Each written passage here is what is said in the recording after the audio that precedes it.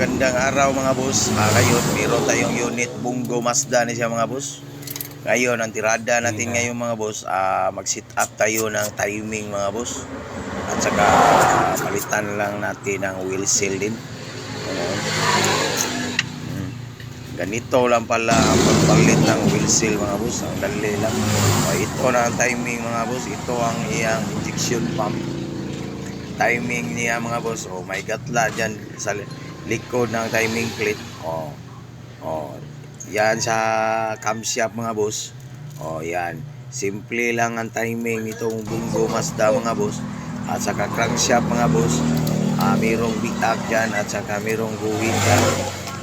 Itapat mo lang yan para maayos na yan.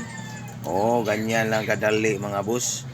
Kung mag-sit up kayo ng timing sa Bungo Mazda mga boss. Arto ni siya nga engine mga boss. Ngayon kinakabit na nating timing belt kasi nakita naman natin, tinatapat-tapat na natin lahat. So ganito lang ang pag sit up ng timing belt mga boss. Ganyan lang mga boss. Kailangan mga boss, ganyan mo mga boss. Yan, kailangan ilagyan mo ng buhod yung injection pump mga boss para hindi siya umikot-ikot ba. Mayroong butas yan. 12 mm, baksan mo lang yan 12 mm doon. Para hindi yun maaligas yung timing sa injection pump. Ngayon, sine-check natin ulit. So, goods naman. So, wala siya nakagalaw. Ang camshaft, ang crankshaft, okay, goods na mga boss. So, ngayon, atin na ni start mga boss. Kung mag one click ba, atin lang hugtan kunti mga boss. Yung tensioner niya.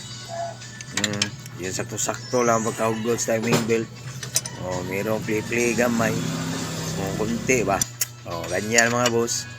So, ngayon, start na tayo natin ngayon mga boss. Ikutin lang muna natin mga boss. Kung wala bang tukod-tukod ba, hindi ba tayo nagkamali sa timing ba? Hindi naman. Ngayon, start na tayo. One click lang mga boss. So, ganyan lang ang pag sit up ng timing sa Bungo Mazda mga boss. Sit up tayo mga boss.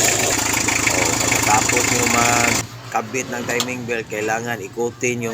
Kung wala bang magtukod-tukod mga boss, ganyan lang kadali mga boss. Kung mag-sit up ng timing belt mga